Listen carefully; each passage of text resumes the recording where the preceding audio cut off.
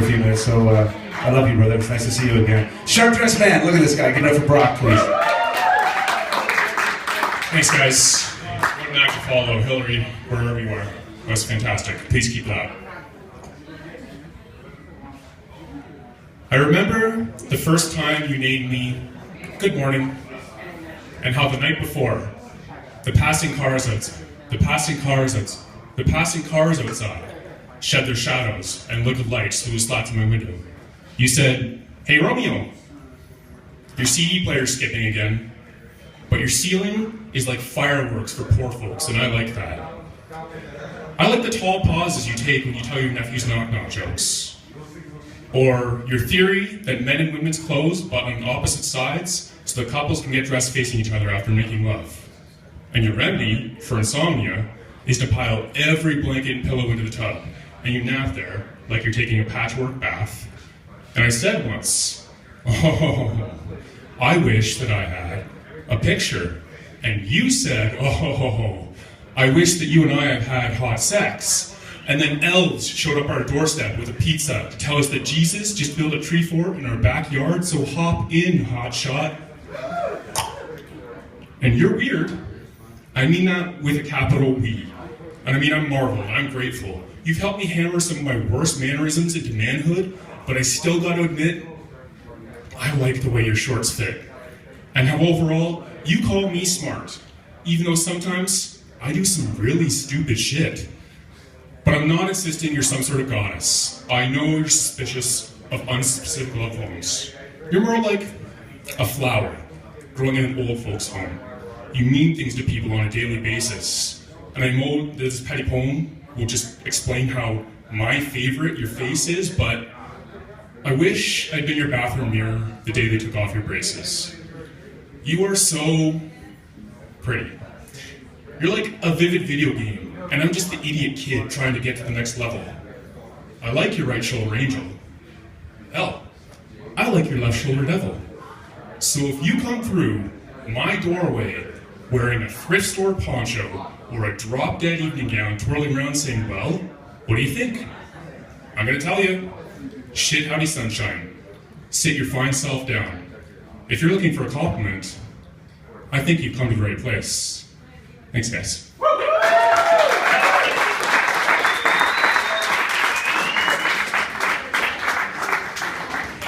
This is called a tribute to proofreading.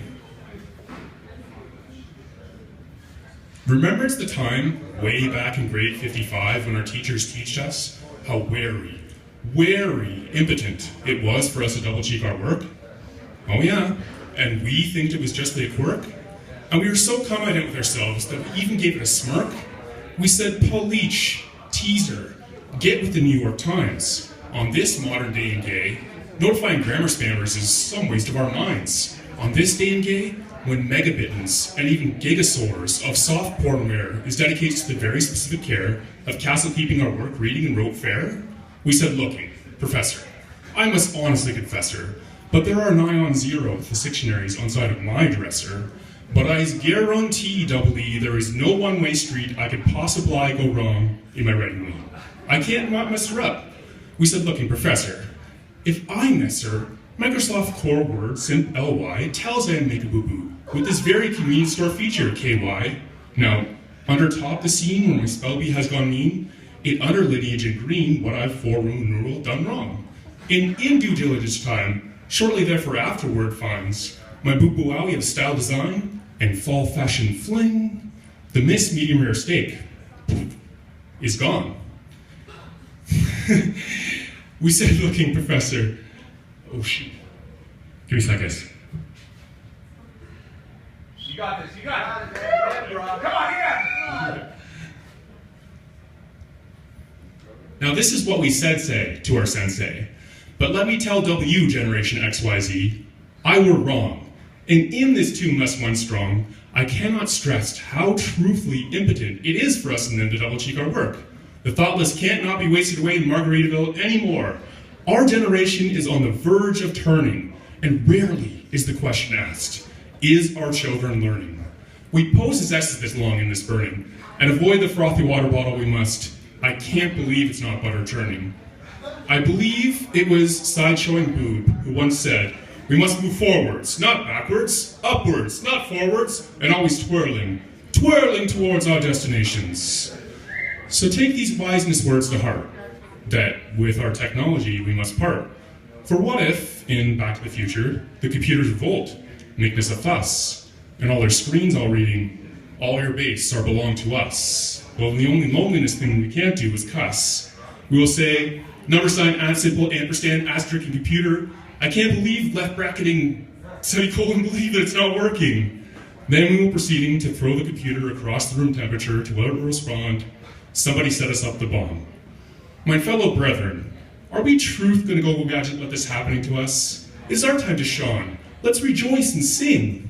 So PLZ, always look over your workout at least once upon a time. We can all say with proudness, Hooked on Phonics really worked for me. Thank you.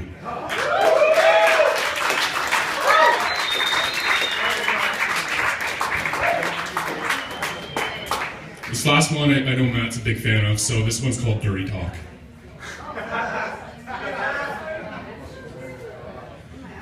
It seems pretty simple.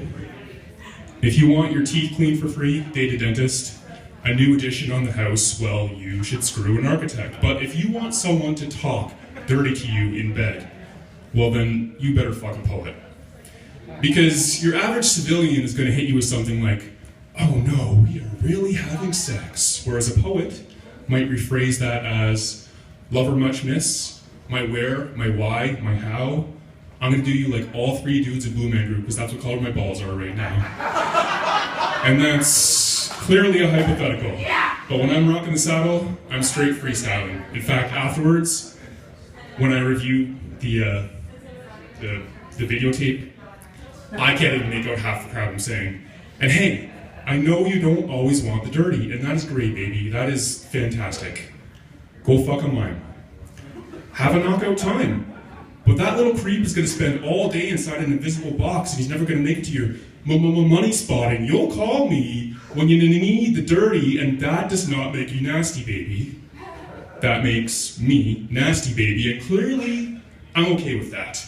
As are most poets, which is the point. Know thyself. If you don't like firemen, don't light fires. If you don't like a couch in your swimming pool, don't rent your house out to rock stars. And if after tonight, if you still can't fathom the imagery and ecstasy of eons and ions spun into speech by your actual spasms, by a soul in a room with an immortal mouth, naturality for true love over loneliness, and moaning to the moon. I said the moon, the ever-loving moon, so that all the neighbors know it. If you still can't fathom that, don't fuck a poet. Thank you.